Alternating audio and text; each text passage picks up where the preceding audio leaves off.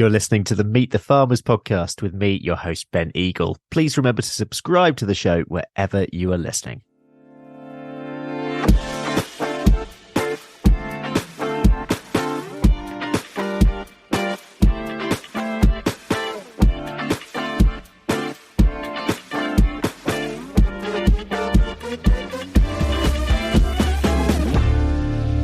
Hello everyone and welcome to episode 263 of the Meet the Farmers podcast with me, Ben Eagle. My guest today is a new entrant to the industry who decided to start farming after watching Clarkson's farm during lockdown, having previously worked as a paediatric nurse. Chloe Lucas now owns a small herd of Highland cattle, which she keeps in Essex. She's built up experience helping out a number of other farmers, including having worked part-time on a dairy farm with around 125 Holstein Friesian cows. She still nurses part-time and works on the education team for Barleylands Farm Park. Chloe, hello. Welcome to the podcast. Hello. Thank you for having me. Thank you. Where are we going to start? Let's go all the way back to the beginning. Tell me about your life growing up and then how your interest in farming started. So parents, but still married, have a brother and a sister. We just lived in a council house. We didn't really come from much money, still don't really come from much money.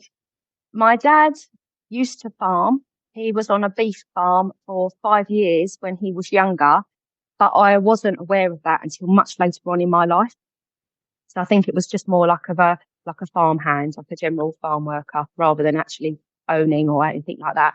So he didn't progress with that. So he went off and did something completely opposite, and he became a roofer, and then a landscape gardener. So I kind of then done the opposite. So I've gone into nursing.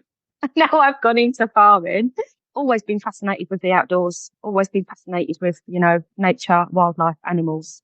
Everybody who knows me, cows are my ultimate. I just love everything they do for us. I know they are a source of food, but for me, their sense of well-being for mental health, they make me happy. I love everything about them. There's nothing bad apart from the one that kicked me yesterday in the thigh, but I'll talk to you about that. What was your first experience with a cow? Can you remember? Being in primary school and actually visiting a farm, which I still believe is here now. I'm not sure if it's the one in Colchester, because I've been looking into it, but actually visiting a dairy farm. And the weirdest thing about it is I remember walking on and I remember the smell. Yeah.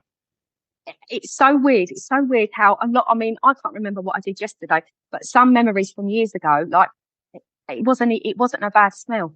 It sticks with you. It was like a sweet smell. And then I just saw these, I was only small, so these cows were huge to me. They were like the biggest black and white things I've ever seen. And they're just walking, and they all follow each other. There's no judgment with them. They all go in. It was fascinating. So I wanted the experience, as like obviously the last few years of trying to sort of dip my toes in, my fingers in everything. But I don't think dairy was going to be for me forever. But I really wanted to learn about that part of the farming industry. And I think it goes back to actually going to that farm. And then I wanted to return to it. And then I would go to commercial farms. But other than that, I'm from a non-farming background. I've got no history of farming at all, except for my dad, which again, I didn't know till later on in life. So I've basically come from zero, from nothing, not really knowing anything at all. Tell me about the nursing, first of all. You start your career as a nurse, become a paediatric nurse. Take me through that and perhaps sort of what led you to think, well, I'm doing this, but actually I sort of want to be out on the land. I don't regret training to be a nurse, because I absolutely love being part of the NHS. I love being part of it. I love my team and my family, and I love the care that I can give. Although it's strained now, but years ago it obviously was a bit different. I was a single parent. My son was 4 when I went to university, and I was just pure determination. I thought I need to do it. Like, I need to do it for my son. I need to prove to him, you can be whatever you want. It doesn't matter what situation you're in. Become a nurse. I've been a nurse will be 10 years next year. Absolutely. I loved it. I loved all of it. I loved being a nurse. Then I went to A&E. Then I got my band 6, so I'm now a sister, then went back onto the ward. A lot of things have changed. Obviously, I won't go into it too much, but COVID hit. None of us were prepared for that at all. We had no idea what it even was at one point. I'm solely paediatric trained, so I only do children from 0 to 18. Okay. Beyond that, the anatomy and physiology of a child to an adult is different. All of the equipment is different. The tests, are different. And I was redeployed to an adult ITU to help the adult team where everybody was passing away with COVID. Yeah. Oh, it wasn't just me. It was me and my other colleagues. Some didn't go. Some just did not go, and others didn't go to manage the children's ward. But the rest of us were sent out, and it was the worst thing that I've ever seen in my life. You couldn't even explain how bad it was unless you were there in person to witness it. Like when you're seeing on the news, so-and-so had their family members on an iPad to say their last goodbyes, and you think, surely that is not right. That was the truth. It makes me feel all cold. I definitely feel like I got a bit of PTSD. But anyway, I carried on working, and I didn't feel really okay in my head, but I just carried on, and I was quite sharp and snappy with people, and I wasn't really concentrating properly. And then all of a sudden, one day on shift, this is when COVID had sort of slightly subsided, and we were back on the ward. I don't know what happened, but my mind just went. And I actually had a full, it wasn't a mental breakdown. I had a full nervous breakdown. Yeah. So I was actually signed off for 3 months. I felt so suffocated. Your head to toe, your ears and your eyes and your nose are the only thing on the human body that you could see. It was just sounds horrendous. The whole thing, the families, who lost all their loved ones, for the people that passed away. I had one of my very good friends, we lost her husband. My son's friend lost her mum. There was lots of people. My other friend lost her granddad. So it really hit home from us, and we're still working on that front line. And it just, the whole world was just shattered around us. It was awful. So I had counselling, had to see a psychiatrist, had to go onto medication. I didn't leave the house for 6 weeks, and I was sitting in home thinking, I need the outside. I was too scared to go outside, which I'm sure that a lot of people could understand. I started watching like Country File and putting on like world gardening programs on the TV, and just watching like and nature and all of that, a bit of David Attenborough. And then I heard about the Clarksons. Yeah. And then I heard about Clarkson's farm. Well, blow me down. That man has done good things for the farming industry. I know money helps. And I know he had a lot of land in that Cotswolds. But I'm telling you what, I took myself straight up to Chipping Norton. I don't know what happened to me. Honestly, I obviously had to book somewhere to stay, but I don't know. This was obviously after like 6 to 8 weeks of being indoors and having therapy. And they was like, Chloe, you need to start going outside. You're going to end up making yourself worse. Please, just little steps, go for a walk. So gradually, and I just remember turning around and I looked at Joe and I was like, I want to go to the Cotswolds. He was like, what? I was like, I'm going to be a farmer, so I need you to take me to Chipping Norton, where Jeremy lives. Well, we booked a yurt. I went with the worst clothing range that you would ever think someone who thinks they're going to be a farmer. I don't know who I think I am. With like flip-flops and split trousers and all that. And when I tell you, it absolutely poured it down the whole time I was just covered in mud, and I was soaking wet. But we stayed outside. I was in a yurt outside in the middle of the field. It was just incredible. And then we went down to Clarkson's farm. But I got one of his candles, some tea towels, some of his bee juice, and some of his rapeseed oil. And then I just started talking to his staff, and I was like, how many acres does he own? Like, is he going to do animals, livestock, or is it just going to be arable? And I was like, this is amazing. He only knows about cars. Obviously, I knew that he was going to know people from the farming industry, but I just got like this little flame in my belly. And I was like, almost like if he can do it, I can do it too. I mean, I'm sorry, but he drives all these cars, right? And I can save lives. So if he can drive a tractor, then so can I. That's what I thought. So I watched all the series and I looked into it. And then within 5 weeks, I actually landed my first voluntary job on a beef farm which was just 10 minutes from where I lived. And that was because I went out and was posting letters through farmers' doors. I now think about it, I think it's absolute madness, but I feel really proud of myself. And now I'm sort of at that stage where I think, actually, I am proud. You know, before it was almost like just going out on a whim and just chancing it and knocking on farmers' doors and being like, oh, hi, I'm Chloe. I'm actually a nurse. I want to be a farmer. Can I drive your tractor, please? Like, it's just bizarre. And then I was there for a good few months. I was there. So, went to West Point Farm Vets, did my lambing course, was successful with the lambing because the farmer had, unfortunately, I think it was probably about 18 months prior to me working there, he'd had a stroke. Oh, gosh. Okay. So he didn't have a lot of use on his left-hand side. So we did the lambing together, absolutely smashed that. Calving, like looking at like rearing the calves, I helped him with doing like the big cattle and the other jobs. He didn't have any machinery on his farm though, so it was all sort of by hand. Yeah, I learned a lot on that farm. And then all of a sudden it's escalated from there, and I've done so many little things sort of in between. And In such a short amount of time as well, actually. I think it's just over 2 years, I want to say. So it's not really that long. And I ended up travelling to Kent, to Devon, to Norfolk, farms in Essex. Yeah. Dropped a paid shift at the hospital when I went back to actually volunteer for a year on various farms, because I thought, well, if I'm going to take this seriously, you know, I want them to think that I'm being serious. I don't want them to think I'm just going to be jumping in and out when I fancy it. And actually, they're going to teach me something valuable. And I'm hoping that I will be able to give something back, like my presence. So, and a little bit of help. And actually, it worked really well. And I felt like I was lucky enough to, you know, not to come from that industry, that I was able, you know, I was very, very lucky that I was able to go to different farms and they were happy to accept me, you know, to go in and learn. So I was really lucky that I wasn't stuck with just one thing. I've been able to sort of do a few bits in the industry, which has been really good for me.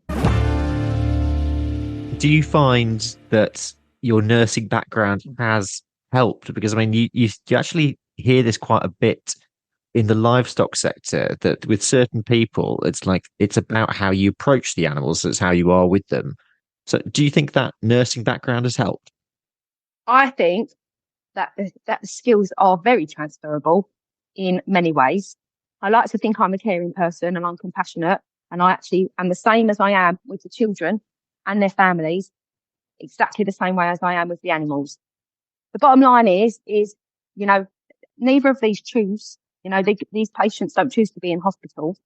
These animals don't choose to be owned by me. So actually, if I can give them a little bit, you know, of respect and compassion, I like to build up the trust. And I think it actually works both ways. Like, you know, my animals, it is mad to think I have such an incredible relationship with them. I may sound crazy, but when I call their names individually, them individual cows will turn around and they will look at me because they know their name. Yeah. They know who I am, you know, and I hope, and I like to think they feel safe around me, exactly as my families and patients do. When I'm giving like an injection or some sort of a medication, I don't want to be rough, because that's just going to frighten them more. I wouldn't be rough to a child, so why would I be rough to my animals? So I think, 100%. I think going from nursing into farming, and especially with giving medication as well and stuff like that, and recognizing a sick child. I know it's completely different with animals, but you know, the same still applies. You're always looking for that, like, oh, I wonder if they don't seem right. They've got a bit of a snotty nose, or their poo's a little bit runny, and you almost then sort of brainstorming on what to do next. So yeah, definitely, I think it's helped. Yeah. Let's talk about your cows, your girls. When did you get them, and how and where? I went to do some voluntary work with my beautiful friend. She's my friend now, Izzy Rainey at Batesmoor Farm. She has the most incredible fold of Highlands, and I just was just in awe. And I honestly couldn't believe it when she messaged me and said, "Chloe, I'm selling 2 of my heifers. Do you want them?" I was like, oh my God, honestly, you are joking me. I was like, you trust me? You trust me enough to look after your girls, because this is a really big responsibility. And she was like, no, they're going to be your girls and I trust you. She said, you are a natural. Oh God, that just gave me this whole lift. And I thought, do you know what? I can do this. So they came from Norfolk. And then all of a sudden I sat there and I was like, right, okay, I'm getting 2 cows. Where am I going to put them? Where am I going to put them? What am I going to do with them? Like what am I actually doing with my life? I don't actually know. I now have 2 cows. Hello, listeners. I'm just pausing the episode for a minute to tell you about a brand new food and farming event that is coming up in November. The Land Alive conference will be at the Royal Bath and West Showground in Somerset on the 22nd and 23rd of November. Land Alive is being billed as a new sustainable food and farming conference for the Southwest, making the case for transition to a more localised regenerative farming and food system in the region and across the UK. There's an amazing lineup of well-known speakers, and I'll also be there making a podcast for the event. To find out more and buy tickets, check out landalive.co.uk. That's landalive.co.uk. And then I put a plead out on social media on a horsey page, believe it or not. And within about 4 days, I had 6 pieces of land that I was going to look at. Oh, wow. This man and his wife reached out to me and said, we've got, some acres at the back of ours. They do a rabbit sanctuary as well, like in their own time. They have other jobs. And he said, there's never been any animal that's grazed on this land before. And our dream is Highlands. And we would love nothing more than you to move your girls on this land. And it was. And then almost you're thinking, right, okay, I'm now waiting for it to go wrong, because I'd had such a rubbish few weeks that I was thinking, surely this is not, this is too good to be true. And then he said, we need somebody to manage the land. There's no fencing in place or anything like that. So I thought, right, okay, I'm going to do it. I'm going to do it. And then literally 6 weeks later, we've installed a whole fence. We've ordered post knockers, and we've got mesh up and barbed wire and electric and batteries and everything else. And we've bought a farming gate. It's all exciting. I own a farming gate officially now. I feel really privileged, that I own that gate. And I organised people to come and collect my girls from the marsh, and I got them delivered. And it will be 3 weeks on Monday that they've been in their new environment, and they've changed. They're so chilled out and docile. It's almost like they know they're home now. It's weird. They love it. And you're also you're taking people out to see them, and you're getting people out onto the land as well. Like the paperwork side of farming, it absolutely blows my tiny brain. I can't. There's a lot of it. Oh gosh, it is a nightmare. It's a nightmare. If you have never farmed before, then please talk to me, because honestly, good luck if not, because it's really difficult. I don't know who I'm calling, and everybody uses these abbreviations and they don't really say what the actual name is. And they're like, right, So first of all, you need to get a CPH number. So you need to phone the RPA. And then when you've moved them, you need to call DEFRA. Once you've called DEFRA, you need to call the RPA back and make sure that your holding number is all active. And then you need to get onto insurance. And I'm like, sorry, what? Then you need your movement forms.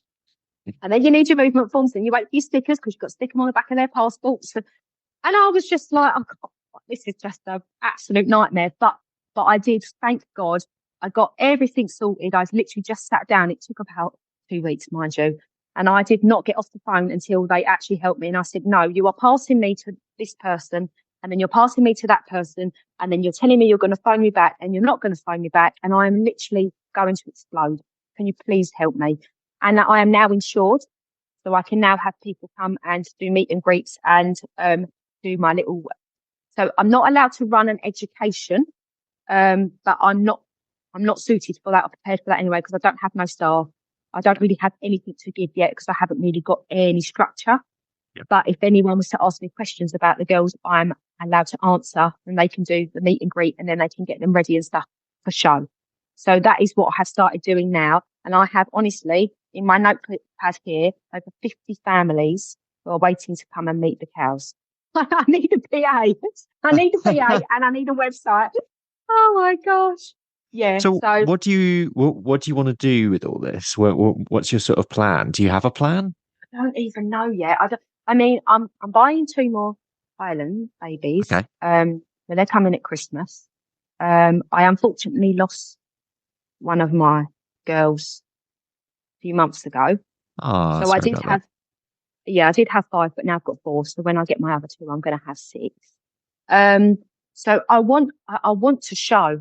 I had the show bug. I went to one show and we won 3 rosettes, and I was so proud of the girls Great. and myself for getting out there. I was in such a mess. I had a bit of a meltdown, and this lady came over to me, who's very experienced, and she sorted me right out.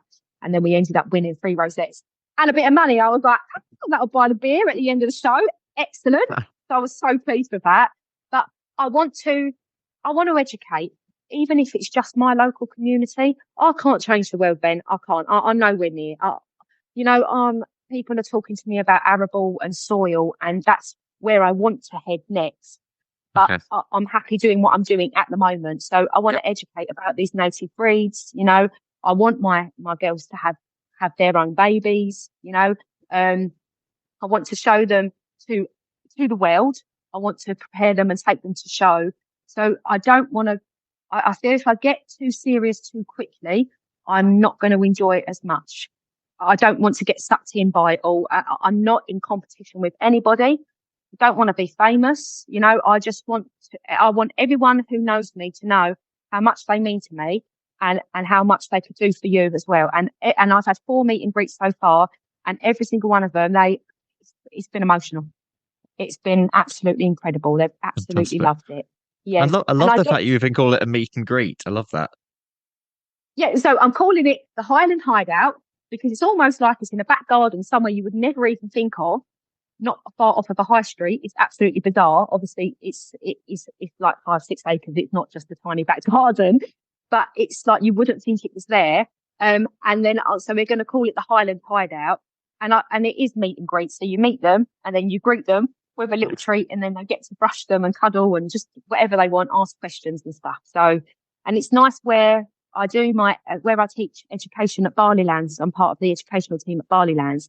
They have 2 Highlands there as well, Annie and Flora. They're not as friendly as my girls. They're lovely, but not sort of go in and be all over them. But I actually get to go and take the primary school children over to them and do a Highland cow talk. So I'm so happy I've been able to incorporate that. And I had a teacher who had sent a message on one of my posts on Facebook and said, I don't know if you remember us, but you did the Highland cow talk. And that is all those children spoke about on the school bus on the way home. Just Yeah. tell listeners a little bit more about Barleylands. So Barleylands is owned by a family called the Philpotts. They own, I don't know how many acres it is, but it's a very, very large amount in Essex. Yeah, it's a lot of They land. grow, a lot of land. They grow wheat and barley, hence the name Barleylands. So they have a commercial farm, and it is run by an amazing team of people. We've got 2 farm managers and then all the rest of the staff. And you've got a chance to do so we run educational visits there. So it's term time only where primary schools come in. So it's from the age of reception to year 6. And we actually cook with them, and we show them like where wheat comes from, and we ask them where does their food come from, and then we prepare the food. And so they know actually it's come from that tiny seed that's then been grown, and then it's been obviously cut and been prepared, and you've got the ear and then the straw, and then you grind it down to make your flour. And then we do cow to cone. So we make ice cream with them. So dairy farming. Great. About, like where does their ice cream, where does their milk, where does their yogurts, butter and stuff come from? And there's loads of other bits like salads and stuff, and we take them through polytunnels, and then we take them to feed the animals. So there's loads of stuff there. It's for a public visit, or schools can book on to do their education days. What have you learnt about the farming community since sort of getting involved with all this? I love that. I've actually loved the farming community. In all honesty, I can't say I've had much bad feedback at all from anybody. I mean, there's a couple that I won't continue my relationship with in the future, and I'm more than happy to do that. But I mean, again, we can't like everybody, and we can't be liked by everybody. We are humans. But honestly, 99%, they've been incredible. Like, they message me regularly. They ask how I'm getting on. They will give me advice. They will tell me where I need to look, or they'll be straight and say, actually, I don't think that that's the right way to do it. Why don't you try it this way? Or they'll say, like, can I ask why you've done it like that and why you haven't maybe tried it this way? they've been honestly nothing but supportive. Absolutely incredible. And I know some really, really well-established farmers now who have such a huge following, and people who are, like, they're inspiring people, and they still have the time to message me and see how I am and how they can help with me and the cows. It's Right. amazing. Yeah. And what about your nursing colleagues? What do they think about what you're doing? Oh my God, they are my biggest supporters. Absolutely supported. And some of them don't like animals, and yet I've got them to the farms, so I'm really making good progress. And I think because now, like, they want to know, that they want to know about my journey. They want to know what I'm going to do next. And I mean, when I start saying about, I've got this piece of land now, it's not mine, but it is mine while my girls are on it. And I want to do something. I want to improve the soil health, and I want to try and get it to grow good again. And I want to get it back to like a good health. And I want carbon in the soil. I want the cows to be doing what they should be doing. And then they're sort of a bit like, actually, you're really boring now, Chloe. Like, can we talk about the cows? So so I try to keep it like light-hearted, because they know how serious I am and what I want to do. And they know how much they understand and what they want to know. And I'm not going to keep preaching stuff that they're not interested in, because why would they be? But they love, I think I am. If I didn't have my friends, honestly, I would have no one. They are my family. They've just done everything to get me to where I am. They push me all of the time. They love it. They tell me constantly how proud they are of me. I managed to do an NHS day actually at Barleylands over the summer holidays. And I mean, there was probably about 25, 30 of us, and they all came because I wanted them there. They know about where their food comes from and stuff, but they don't know a lot about the farming until I really talk to them. And they're like, wow, I didn't realise it was that, complicated, or it was that difficult, or that you had to think about this and do this and do. So I feel like I'm getting the word out there a little bit more. There was somebody in the hospital who said, oh, so where does the milk come from then? And I think, well, to me, obviously, where do you think it comes from? To me, it's so simple, because I know. But actually, you will be so surprised then on how many people don't know a lot about the simple things in farming. Yeah, this is the thing, isn't it? It's like when you're talking, it's what people's starting point is. Often that is so low as we would see it, but actually, that simple information, that's where you need to start with people.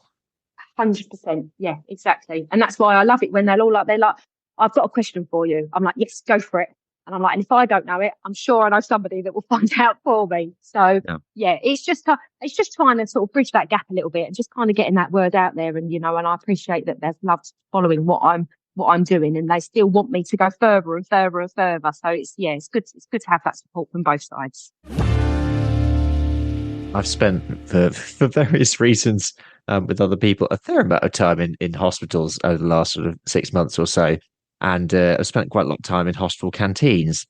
And I've just been fairly shocked, to be honest, with just how food and the healthcare system just doesn't really seem to click together.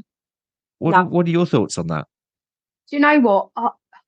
It's so hard, because I work for like such a big system, in the UK, which is the NHS, which I feel like is failing every day. And I feel like it's already sunk, to be honest. And we almost cannot get that boat back up, and fill in all the holes. We are in so much debt that I just don't know how we're going to come back from it. So everything has changed. And the food, like, I would love, for us to go in partnership with, like, if the government could make it happen where actually our food was produced from local farms. Because imagine how much would help and be put back into the systems, farming and nursing, if they could both come together to do that. And I've mentioned it so many times, but it all comes down to budget. It all comes down to budget. It all comes down to pre-packed food. And obviously you're getting food from farms, and it's all fresh, and it has to be used, in that instant. You will be surprised. We will go into work a day, so say I'm working, so I'm going to work after I've spoken to you. And then I'll go back in, say, tomorrow morning, and the amount of food that's been prepared, it looks like anemic sausages and anemic chips, right? with the plastic casing over. Yeah. Went out of date yesterday. That's it. Chuck it away.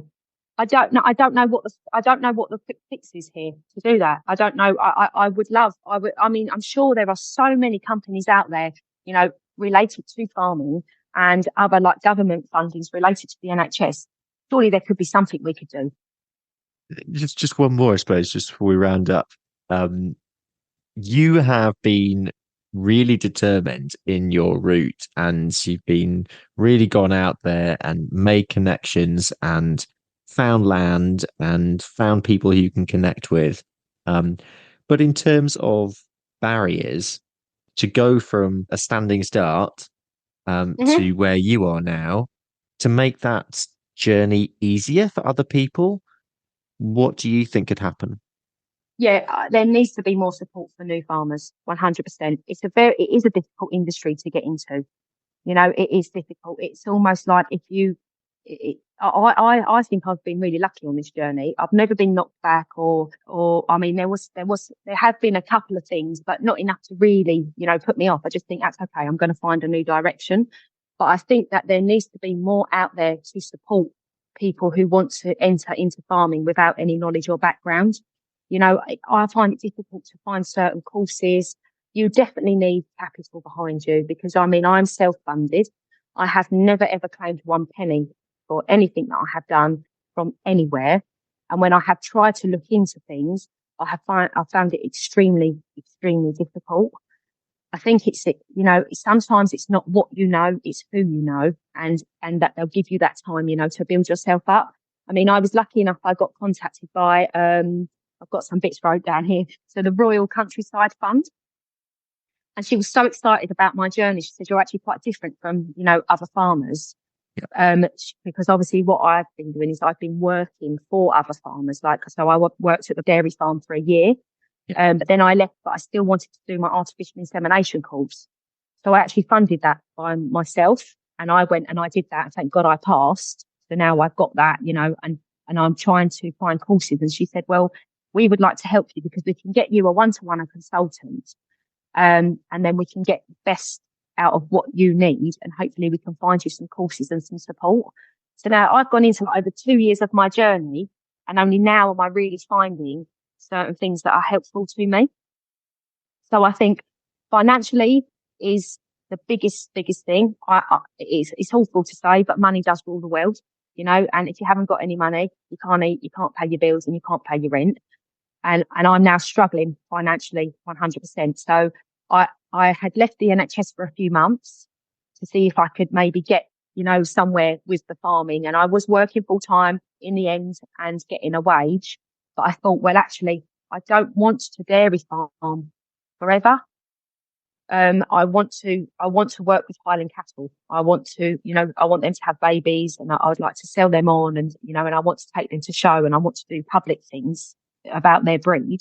So me dairy farming all the time is actually going to take that away from me. I'm not going to love it anymore.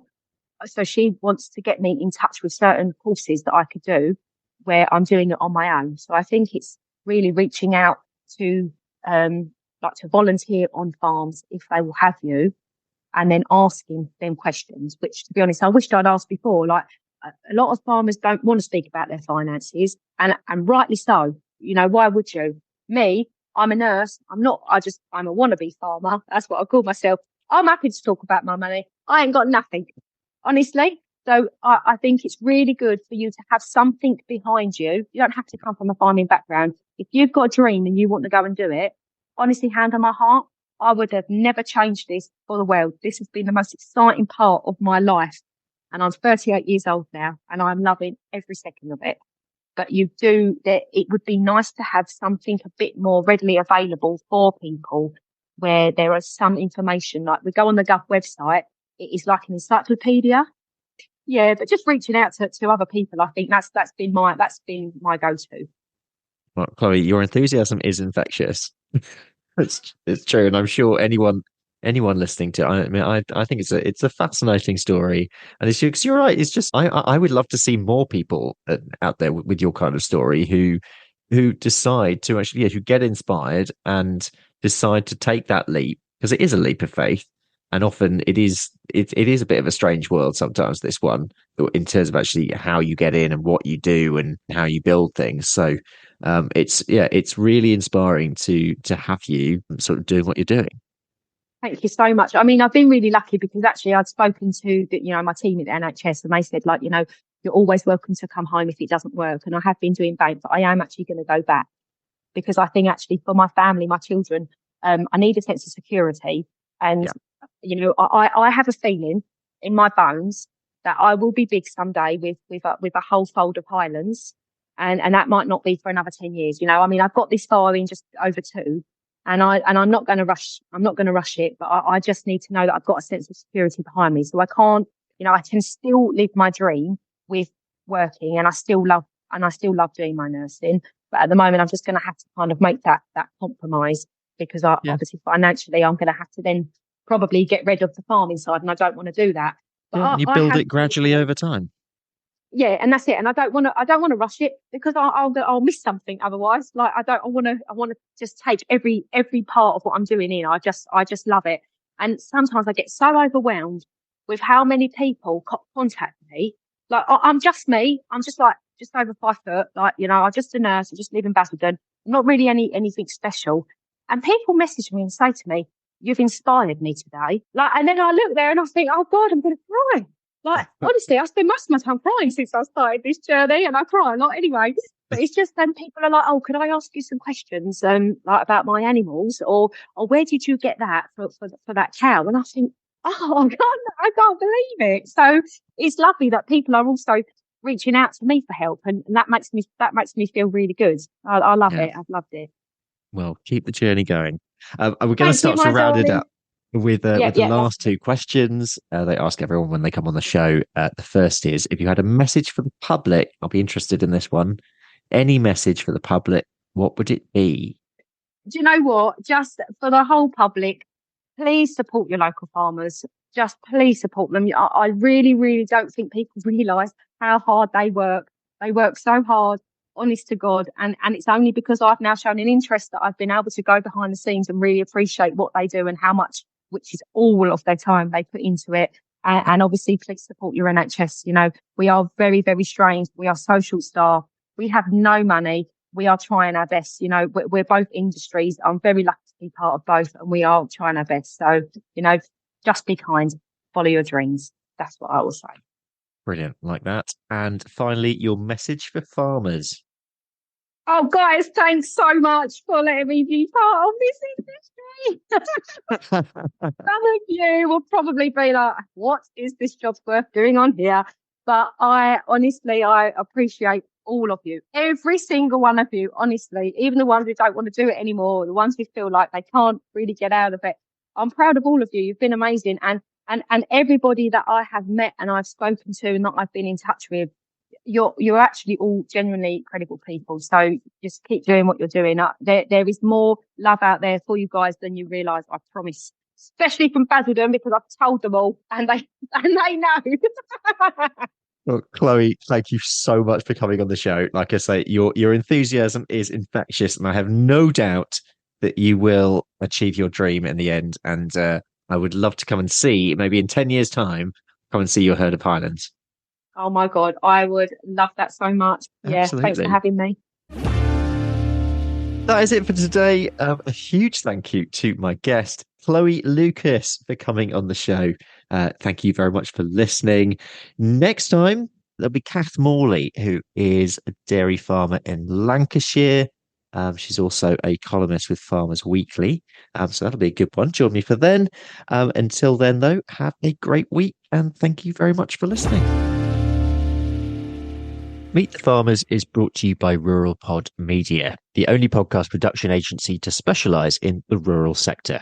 We're on a mission to make rural stories mainstream and help businesses, organisations and communities like you tell your story through podcasting. Podcasting is a fantastic way of connecting with your audience, whoever that might be, getting your message out there and networking with leaders in your niche. RuralPod Media can help you by launching your new podcast or helping you with the technical side. We also provide podcast training and an audit service if you already have a podcast. You're not sure where to take it to next. For more information or to book a call, visit ruralpodmedia.co.uk. That's ruralpodmedia.co.uk.